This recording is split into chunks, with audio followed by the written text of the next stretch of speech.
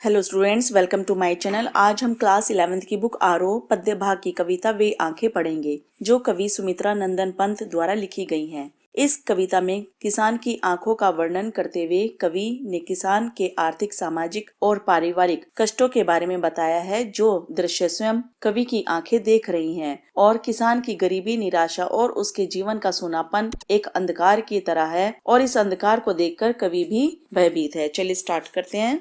अंधकार की गुहा सरीखी, उन आंखों से डरता है मन। कवि इन पंक्तियों में बता रहे हैं कि किसान की स्थिति इतनी दयनीय है कि किसान की गड्ढों में धसी हुई आंखें अंधेरी गुहा सरीखी अर्थात उस अंधेरी गुफा के समान है, जिसके अंदर रहस्य छिपे होते हैं और दूर दूर तक अंधेरा होता है, कुछ दिखाई नहीं देता। ऐसी आंखों को देखकर कवि का मन डर जाता है। इन पंक्तियों में किसान की उपेक्षा का मार्मिक चित्रण किया गया है और गुहा सरीखी में उपमा अलंकार का प्रयोग किया गया है। भरा दूर तक उनमें दारुण दैन्य दुख का नीरव रोदन। किसान की आंखों में दूर दूर तक दारुण अर्थात दुख, दर्द भरा हुआ है, भयंकरता भरी हुई है, क्योंकि उसके अंदर इतना डर समाया हुआ है कि उसकी गरीबी, दुख का जो नीरव अर्थात मौन, शांत, जो कि किसी को नहीं दिखाई देता, रोदन, वह साफ साफ उसकी आंखों से ही दिखाई दे रहा है। इसमें दारुण दैन्य दुख में अनुप्रास अलंकार का प्रयोग किया गया है।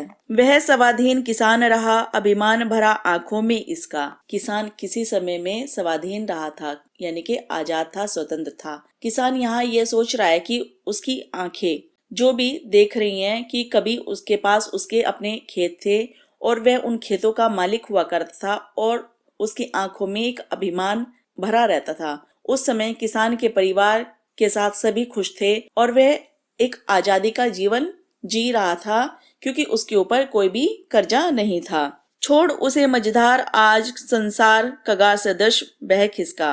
और किसान यहाँ पर अपनी पीड़ा को बताते हुए कह रहा है कि आज यह संसार किसान को मझधार अर्थात बीच में छोड़ गया है, कगार पर यानी कि किनारे पर छोड़कर एक तरफ खिसक लिया है। वह बिल्कुल अकेला हो गया है, क्योंकि जब बुरा वक्त आता है कोई भी किसी का साथ नहीं देता, और आज किसान के साथ भी कोई नहीं है, हर किसी ने उससे किनारा कर लिया है। अंतिम पंक्ति में संसार कगार सदृश में उपमा अलंकार का प्रयोग किया गया है और इसमें संस्कृत निष्ठ खड़ी बोली का प्रयोग भी किया गया है और इन पंक्तियों में करुण रस का प्रयोग किया गया है।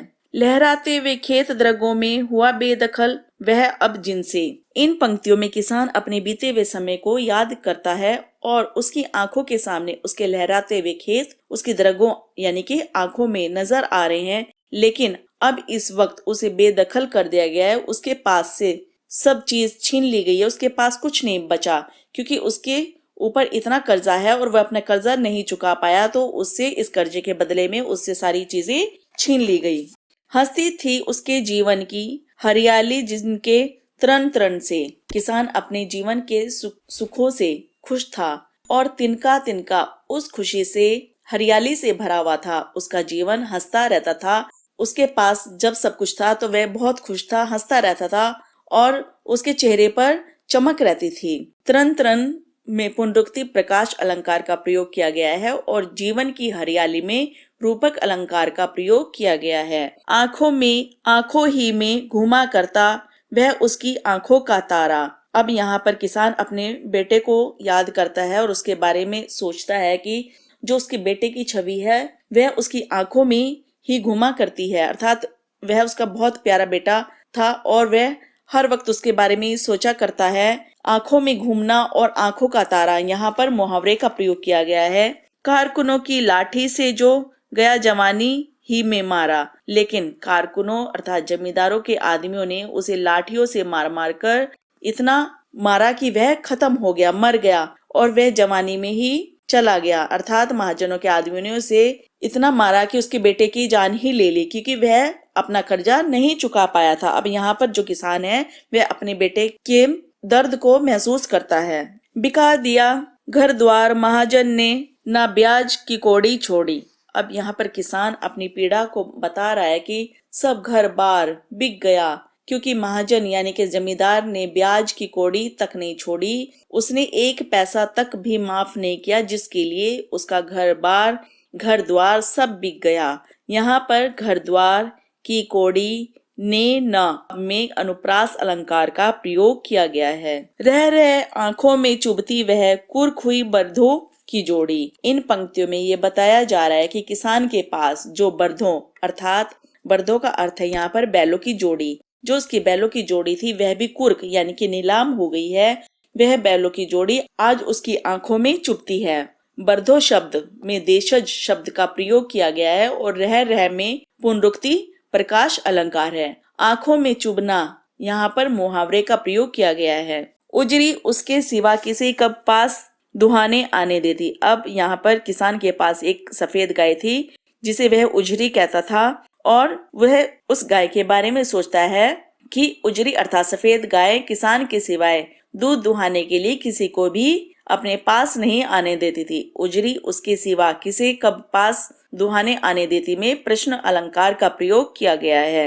आह आंखों में नाचा करती उजड़ गई जो सुख की खेती।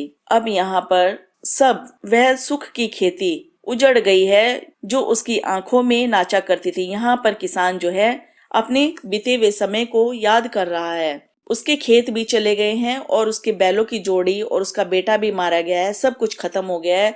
उसकी आंखों के सामने यही सब कुछ नाच रहा है, चल रहा है और वह अपनी आंखों से देख रहा है। आंखों में नाचना यहाँ पर मुहावरे का प्रयोग किया गया है। बिना दवा दर्पण के घरनी सवरग चली आंखें आती भर। किसान यहाँ पर अपनी पीड़ा व्यक्त करता हुआ कहता है कि बिना दवाई के घरनी अर्थात पत्नी भी स्वर्ग सिधार गई, क्योंकि पैसों के बिना इलाज नहीं हो पाया और वह मर गई। ऐसा सोचकर किसान की आंखें भर आती हैं।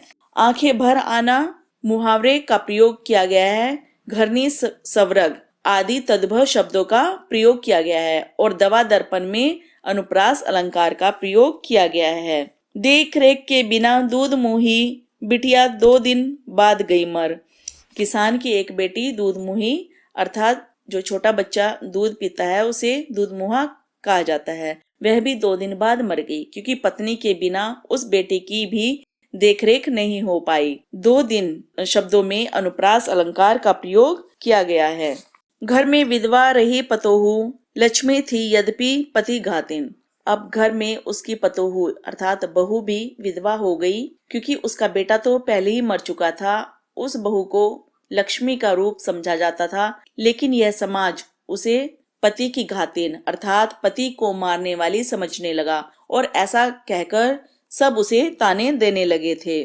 पकड़ मंगाया कोतवाल ने डूब कुएं में मरी एक दिन। और जब उसके ऊपर ये इल्जाम लगा पति को मारने वाला, तो एक बार कोतवाल ने उस विधवा बहू को थाने में बुला लिया और उसका इतना अपमान किया कि वह उस अपमान को सहन नहीं कर पाई और उस अपमान के कारण जो है वह भी कुएं में गिरकर मर गई, यानी कि उसने कुएं में गिरकर जान दे दी।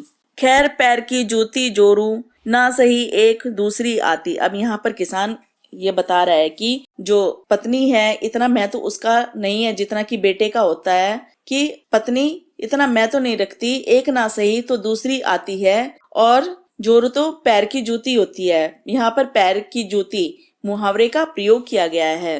पर जवान लड़के की सुधकर सांप लौटते फटती छाती। यहाँ पर किसान ये बताना चाह रहा है कि एक जवान लड़के की मौत के लिए पत्नी इतनी मायने नहीं रखती, लेकिन जो बेटे का दुख है वो बहुत ही महत्व रखता है। और वह अपने बेटे के बारे में सोचकर उसे ऐसा लगता है कि जैसे सांप लौटने लगते हैं और छाती फटने लगती है। उसकी याद में वह बहुत परेशान हो जाता है और तड़प उठता है। सांप लौटना, छाती फटना और यहाँ छाती फटना मुहावरे का प्रयोग किया गया है। पिछले सुख की स्मृति आंखों में क्षण भर एक चमक है लाती। अब किसान यहाँ पर अपने पिछले बीते हुए समय की सुनहरी यादें याद करता है और एक पल के लिए उसके चेहरे पर चमक आ जाती है। जब वह संपन्न था, हर चीज उसके पास थी, सब उसका सम्मान करते थे, उस वक्त को जब वह याद करता है तो उसके चेहरे पर चमक आ जाती है। तुरंत शून्य में गड़वह चितवन तीखी नोक सदृश बन जाती। लेकिन जब उसे ये याद आता है कि उसके पास अब कुछ भी नहीं है तो उसका मन शून्य हो जाता है और वे यादें उसे तीर के समान चुभने लगती है, क्योंकि एक समय में वह बहुत खुश था, लेकिन आज दुख और निराशा से भरा हुआ उसका मन है। तीखी नोक सदृश में उपमा अलंकार का प्रयोग किया गया है और यहाँ पर ग्रामीण परिवेश का चित्रण किया गया है।